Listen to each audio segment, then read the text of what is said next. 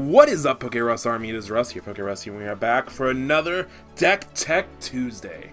Deck Tech Tuesdays are deck profiles that I show off to you guys. Either you guys submit them or I come up with them myself. If you guys want to submit deck profiles to me that you want to see on the channel, or that you want me to like check or like see if I can revamp them, I don't know.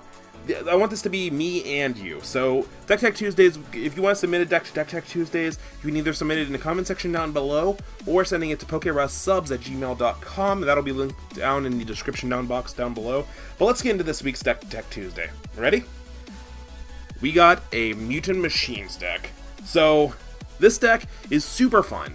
If anything you take away with this, if you want to go to your tournament, if you want to go to tomorrow and be like, oh man, today's Wednesday, I really want to just go to the tournament, not have a care in the world, just have fun games, have an amazing time, this is the deck you play. It's not tier 1, but you know what? This is one of those things that it's a good deck. And don't get me wrong, it's a good deck. It's a good, fun deck. You're gonna have lots of fun playing with it. You're gonna win matches because the deck does super cool things, and you're just not gonna win every matchup because there's some matchups that are just really tough for it. But this is one of those decks, if it would have came out last set, amazing, absolutely busted. But maybe not busted, but super good. The leader is Dr. Myuu. So his little effect is activate once per turn, choose one machine mutant battle card from your hand with 5,000 power or less, and play it. Okay. And then when you hit 4 or less life, draw 2 cards, flip this card over, and then he becomes Scheming Dr. Myuu. Activate once per turn, choose one machine mutant battle card from your hand with 10,000 power or less, and play it. When this card attacks, draw 1 card. So pretty standard, but this allows you to play free cards. Free cards from your hand, and the best part is, you're not minusing, because you're playing these guys. So, the deck starts out with 3 Planet M2s. Planet M2 is a field card. When you play in your battle area, if your leader is Dr. Myuu, you draw 1 card. So instant repaying there. And you're like, oh man, I'm not playing a turn 1, and there's so many good turn 1s in this deck. Dr. Myuu's ability. It allows you to free play Machine Mutant. So the Machine Mutants in this deck are, you have 4 Dr. Myuu under Baby's control. You can play top card of your, or when you play this card, look at the top 3 cards of your deck, choose 1 mutant machine or a card with Baby in its name and add it to your hand, shuffle the deck afterwards. So that's pretty awesome. Again, this card can be played completely free with Myuu's effect, and he replaces himself instantly. So this deck is super fun because it does, like almost every card in the deck, well, most of the low stuff replaces itself immediately. So you're not losing hand by playing these little weaklings, and you can combo with them, because this deck pays you for doing that kind of stuff. So this deck can be really offensive, and you can sit there and attack like control with it, or you have guys that you can block with, say you don't want to take some damage, stuff like that. But we playing 3 knots. I have debated putting this up to 4 because this is the starter base thing, but this card can honestly, because you get to play free cards, and once you hit 3rd turn, if you haven't awakened yet, you're going to be playing the little guys that you missed, which is absolutely perfect. So we have 3 knots, which when this card's put into play and your leader is Dr. Myuu, choose 1 Myuu from your deck and add it to your hand. So Knot searches out Myuu. We're running 3 Myuu. We're only running 3 of these because, again, every card searches each other out. So it's super nice, super consistent, even at 3 ofs. This is the 10,000 power, so you can't play this until you're awakened. For free, at least. But you can play this on your 2nd turn, and then free play a Knot, and get an extra bonus. Like, you always have something extra to play, which is super nice. So Myuu, when it's put in play and you have Dr. Myuu, you get to search out a Ribbit.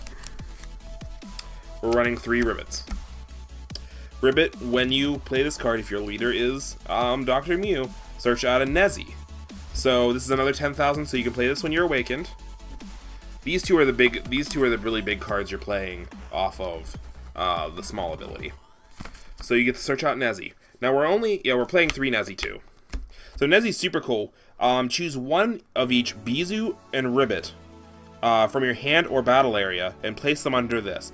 Then choose up to one Super Sigma card from your deck and place it on top of this card. So this is one of the options that these guys can do. These guys can go into 2 different options, which is super, it makes the deck super fun, super, like it can go this way or it can go that way. 2 different ways, you don't know how to handle it. So you search out one Super Sigma and place it on top of this card. When you play this card, if your leader is Dr. Myuu, choose one Nat card and add it to your hand. So even this grabs a Nut. So you can play this, grab Nut, grab Myuu, and then you know, like say you started off with a Ribbit. You played Ribbit, turn 2. Then you played Nezzy, turn 3. Searches out the Knot. You free play the Knot and get your Myuu. Then you Unit Absorb right there. Super consistent, super fun. So Nezzy brings out a Super Sigma card. So the Super Sigma cards we're playing are actually just one. Triple Union Force Union Super Sigma. So this has Double Strike, which is super nice. Turn 4 Double Strike, but you can bring it out on turn 3 with Union Absorb. Place this card in your drop area. Draw 2 cards, then choose up to one of your opponent's battle cards, and it loses 10,000 power. So you're probably not going to use that effect too much, unless you're getting going and you have all the resources. Because once you go into this and stuff like that, you pitch it off because you're going to play your other card. Something gets weaker. So your other option for turn 3 is to go Hidden Ability General Rieldo. Hidden Ability General Rieldo also has Unit Absorb. Choose one of each Nezzy, Knot, Myuu, and Ribbit in your drop area and place them under this card. So these get to be in your drop area. So this means you get to go aggro, you get to go combo. You can also go into this guy, pay his effect, draw 2 cards, make something weak, play this guy, and just do it, and then you get a bigger General Rieldo out. The next step up is General Evolved Hyper Rieldo. Double Strike. When you play this card, choose all of your opponent's battle cards, and they all lose 10,000 attack during this turn. And if a battle card hit falls to 0, it's instantly KO'd. So if you're able to go both of these in one turn, you make the strongest thing obviously minus 10,000, then you drop everything else by 10,000. You're probably getting a couple KOs right off this combo. Absolutely sick. Absolutely sick. And then when this card attacks, choose one of your opponent's battle cards with 10,000 power or less and KO it. So he makes them weaker. If say you don't get the combo off, you reduce everybody by 10,000. They're probably, unless they have 25,000 characters, you're KOing something automatically when you attack with this card. Absolutely insane. So next is you have the EX Evolve Meta Rieldo Perfect Form. So EX Evolve, 1 red, place this card from your hand, or place 1 card from your hand in the drop area. Red General Rieldo with an energy cost of 5 or more. It has Double Strike, activate main, once per turn place 1 M2 card from your hand or battle area into the drop area. Draw 2 cards and then choose your opponent's leader. It loses 5,000 power for the duration of the turn. Then choose all of your opponent's battle cards. They lose 10,000 power till the end of the turn. Absolutely insane. This guy is super huge. He's that magic 30,000, and he weakens every one of your characters, and he's a double breaker.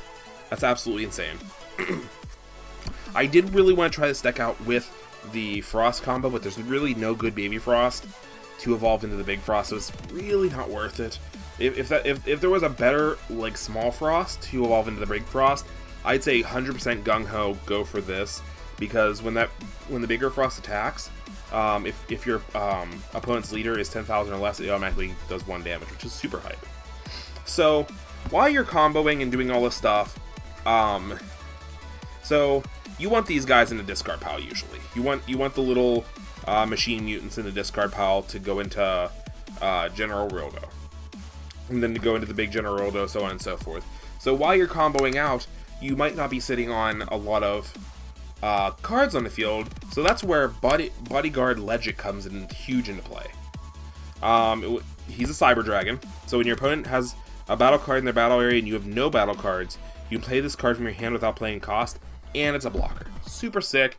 It allows you to kind of defend when you need to, as you're setting up for your big combos and doing all that kind of stuff. You can play it for free after you tribute off with Super Sigma, and yeah, super nice, super nice.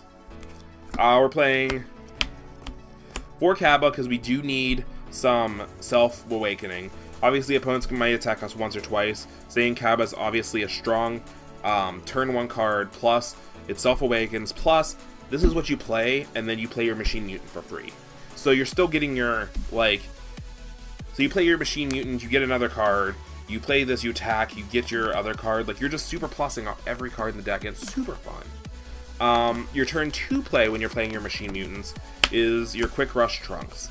So this is critical. I tried to fit a third one in, but I really wanted to put the Bodyguard Legix in. You could switch the Bodyguard Legix out for another Quick Trunks and maybe another Jiren or something.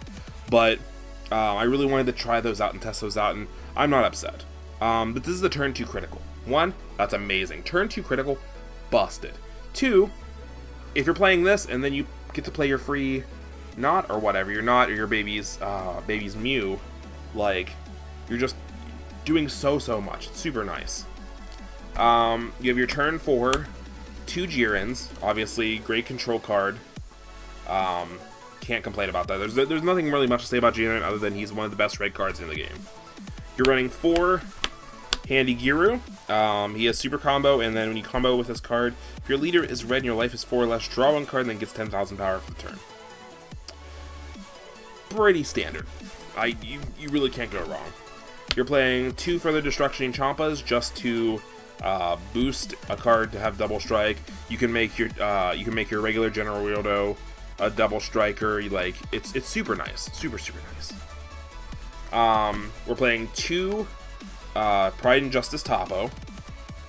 He gets, if your leader card is 1500 power or more, reduce. So once you evolve, he becomes a 2 cost, which is super nice for a negate. And when this card KOs an opponent's battle card, switch to active mode. So this guy can be like, burp, burp, whatever. Well, yeah, it's an auto. So that's pretty sick. That's pretty absolutely sick.